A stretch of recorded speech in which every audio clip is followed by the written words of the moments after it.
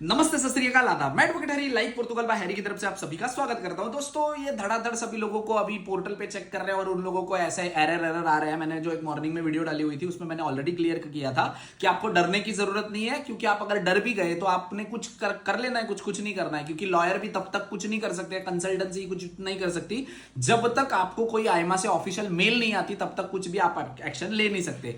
और जितने भी मैंने एरर सुबह से देखे हुए हैं, मान लो आप यूजुअली 200-300 मैसेज आते हैं, आज 1800-1900 मैसेज हो गए, खाली कॉल मैसेजेस आ रहे हैं उसी बात पे। डरने की जरूरत नहीं है। सबसे पहली बात तो कुछ नहीं करना, आपने कुछ एक्शन लेना है, कुछ भी नहीं लेना है, ठीक है। मैं जो 2-3 लोगों का और अलग से आया हुआ था, मैं उनका भी एक्सप्लेन कर देता हूं, फिर आपको बता देता हूं, ठीक है।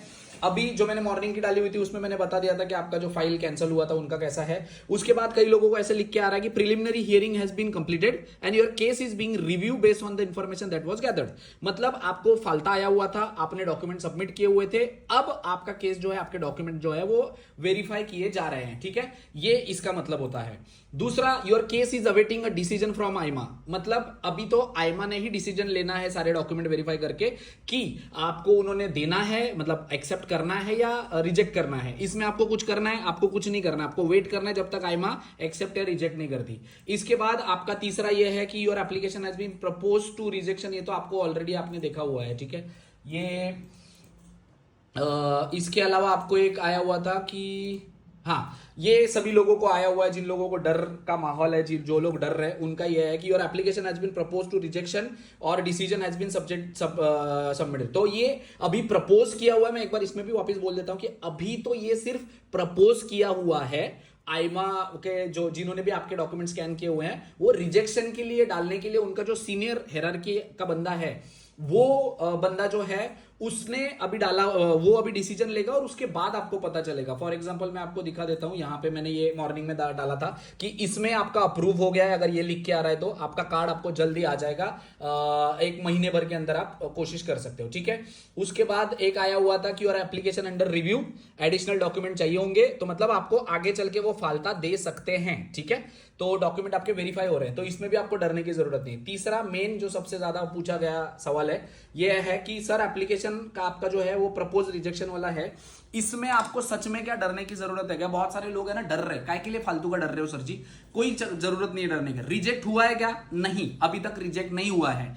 उनके प्राथमिक जब भी आप प्राइमरी चेक करते हैं वो, तो उन्होंने उनके हिसाब से वो रिजेक्शन के लिए डाला हुआ है। तो रिजेक्शन के लिए डालेंगे तो जो सीनियर ऑफिसर होता है आईमा का, वो चेक करेगा आपके सारे डॉक्यूमेंट और वो डिसीजन देगा फाइनली कि हाँ जी आपको रिजेक्ट किया जाना चाहिए या नहीं किया जाना चाहिए।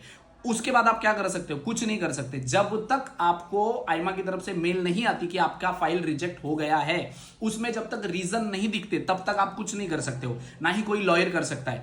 ये सारी, इसमें मुझे बहुत सारे लोगों ने मैसेज किया, सर जी इसका सोल्यूशन बताओ, सोल्यूशन बताओ। भाई प्रॉब्लम कहां है? प्रॉब्लम है ही नहीं तो सोल्यूशन क्या बताना है आपको?